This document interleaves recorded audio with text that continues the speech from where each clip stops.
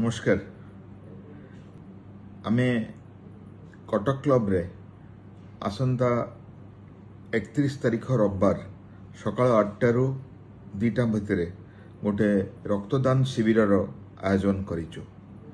आपण माने जानती वर्तमान कृत्रिम रक्त उपलब्ध नहीं, केवल जने दान करुवा रक्त को ही आउ गोटे रोगी को दे तार जीवन बंचा जाई थाए।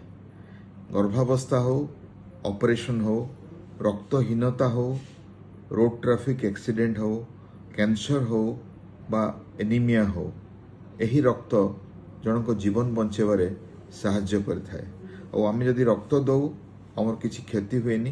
प्रत्येक 3 मास आम गोटे रक्त दे पारिबा और ता द्वारा आम शरीर स्वास्थ्यर उन्नति मध्य होता है।